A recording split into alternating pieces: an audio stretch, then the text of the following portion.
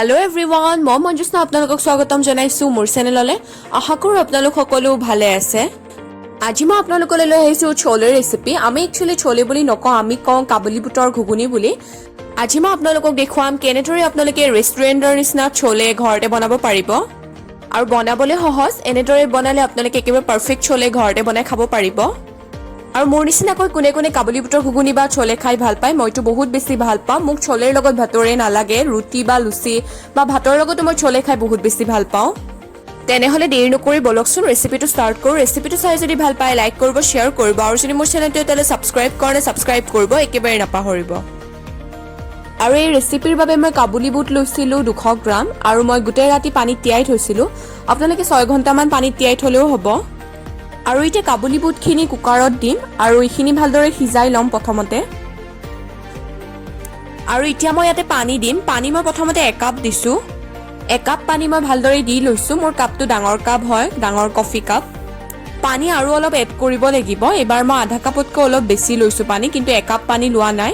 আৰু এইখিনি পানী দি দিছোঁ ইয়াতে। আৰু পানীৰ পৰিমাণটো আপোনালোকে কম বেছি কৰিব পাৰে। আৰু নিমখ দিছোঁ মই এতিয়া আধা চামুচ, আপোনালোকে সোৱাদ অনুসৰি দিব। আৰু এতিয়া ইয়াতে বেকিং সোডা মই এচিকুট দিছোঁ। বেকিং সোডা দিলে কাবুলী বুটখিনি সফ্ট হয়, এইটো অপশ্যনেল হয়, নিদিলেও হ'ব। আৰু এতিয়া ঢাকন দি দিম। ঢাকন দি এইটো গেছত দি দিছোঁ আৰু মিডিয়াম ফ্লেমত এতিয়া 5টা হুইচেল আহিবলৈ দিম। আৰু এফালে হুইচেল আহে মানে আনফালে মই ছোলে মছলাটো ৰেডি কৰি ল'ম। তাৰ বাবে মই পেন এখন গৰম হ'বলৈ দিছোঁ। পেনখন গৰম হোৱাত তাত মই এচামুচ গোটা ধনিয়া দিছোঁ, গোটা জিৰা দিছোঁ এচামুচ আৰু 13টামান গোটা জালুক দিছোঁ। আৰু ডালচিনি দিছোঁ সৰুকৈ এডোখৰ, ইলাচি দিছোঁ 2টা, শুকান জলকীয়া দিছোঁ 2টা, লং দিছোঁ 2টা। এতিয়া এইখিনি 1 মিনিটমান সময় মিডিয়াম ফ্লেমত ভাজি ল'ব। আৰু এইখিনি ভাজি হৈ গৈছে, মই 1 মিনিটমান সময় ভাজি লৈছোঁ। এতিয়া মই গেছৰ ফ্লেমটো অফ কৰি দিম আৰু এইখিনি ঠাণ্ডা হ'বলৈ দিম। তাৰপিছত এইখিনি মই মিক্সিত দি দিম আৰু গুড়ি কৰি ল'ম। আৰু 5টা হুইচেল আহিছে। এতিয়া মই গেছৰ ফ্লেমটো অফ কৰি দিছোঁ আৰু কুকাৰটো একেবাৰে ঠাণ্ডা হ'বলৈ দিছোঁ। আৰু কুকাৰটো একেবাৰে ঠাণ্ডা হৈছে। এতিয়া মই ঢাকনিখন খুলিম আৰু এয়া চাওক ধুনীয়াকৈ সিজি গৈছে এইখিনি।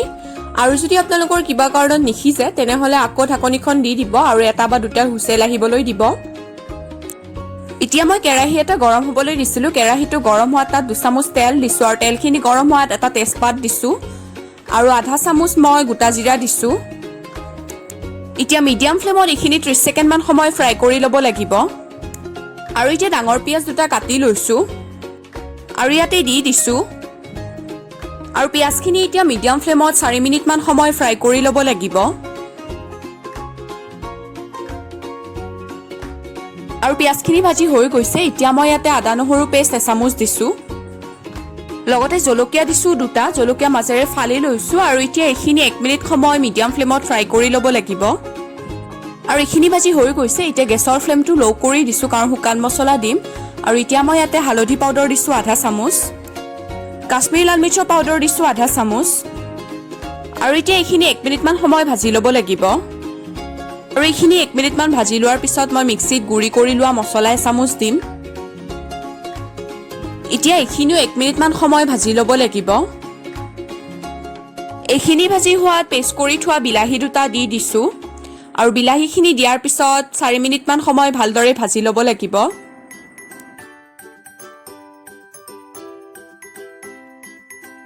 আৰু বিলাহীখিনি মই ভালদৰে ভাজি লৈছোঁ। বিলাহীখিনি ভাজি লোৱা হৈ গৈছে। আপোনালোকে দেখিছে চাগে তেল ছেপাৰেট হৈছে। এতিয়া মই ইয়াতে সিজাই থোৱা কাবুলী বুটখিনি দি দিম। আৰু এতিয়া গেছৰ ফ্লেমটো মিডিয়াম ফ্লেমত ৰাখি ভালদৰে এবাৰ মিক্স কৰি দিব এইখিনি। এতিয়া মই ইয়াতে নিমখ দিম। নিমখ মই আধা চামুচতকৈ কম দিছোঁ, আপোনালোকে সোৱাদ অনুসৰি দিব। মনত ৰাখিব নিমখ কাবুলী বুট সিজাওঁতেও দিছিলোঁ। আৰু নিমখ দিয়াৰ পিছত এবাৰ ভালদৰে মিক্স কৰি দিব। আৰু এতিয়া ইয়াতে ঢাকন দি দিম আৰু ঢাকন দি ল' ফ্লেমত 10 মিনিটমানৰ কাৰণে ৰাখিম। আৰু 10 মিনিট হৈ গৈছে। আৰু এয়া চাওক এইখিনি ইমান ধুনীয়া হৈছে, কালাৰটো দেখিছেনে কি ধুনীয়া হৈছে, ভালদৰে সিজিছে আৰু অলমষ্ট হৈয়ে গৈছে এইখিনি ৰেডি। আৰু ইমানখিনিতে মই ইয়াতে বাটাৰ দিছোঁ আধা চামুচতকৈ কম। এইটো অপশ্যনেল হয়, কিন্তু দিলে খাবলৈ ভাল হয়। আৰু বাটাৰখিনি দিয়াৰ পিছত এবাৰ ভালদৰে মিক্স কৰি দিব আৰু এইখিনি ৰেডি হৈ গৈছে মই এতিয়া গেছৰ ফ্লেমটো অফ কৰি দিছোঁ গেছৰ ফ্লেমটো অফ কৰি মই এতিয়া ইয়াতে ঢাকন দি দিম আৰু ঢাকন দি 3 মিনিটমান সময় এনেদৰে ৰাখিম আৰু 3 মিনিট সময় হৈ গৈছে আৰু এয়া চাওক এইখিনি কিমান ধুনীয়া হৈছে দেখিছেনে খাবলৈ বহুত বেছি টেষ্টি হয় এনেদৰে বনালে আপোনালোকে এবাৰ বনাবচোন এনেকৈ আৰু এনেদৰে আপোনালোকে কম সময়তে ঘৰতে ৰেষ্টুৰেণ্টৰ নিচিনা ছোলে বনাব পাৰিব এনেদৰে আপোনালোকে ছোলে বা কাবুলী বুটৰ ঘুগুনি বনাই ৰুটি ভাত ভাতৰে সকলোৰে লগত পৰিবেশন কৰিব পাৰিব আৰু গাৰ্নিশিঙৰ বাবে মই ওপৰত অলপ সৰুকৈ আদা কাটি দি দিছোঁ আৰু আজি ৰেচিপিটো ইমানেই আছিল আশা কৰোঁ আপোনালোকে ৰেচিপিটো চাই ভাল পালে যদি আপোনালোকে ৰেচিপিটো চাই ভাল পালে লাইক কৰিব শ্বেয়াৰ কৰিব আৰু যদি মোৰ চেনেলটো এতিয়ালৈ ছাবস্ক্ৰাইব কৰে ছাবস্ক্ৰাইব কৰি দিব আৰু লগতে লগত থকা বেল আইকনটো ক্লিক কৰিব যাতে মই নতুন ভিডিঅ' দিলে আপোনালোকে নটিফিকেশ্যন পাই থাকে ভিডিঅ'টো শেষলৈ চোৱাৰ বাবে অশেষ ধন্যবাদ পুনৰ লগ পাম নতুন ৰেচিপিৰ সৈতে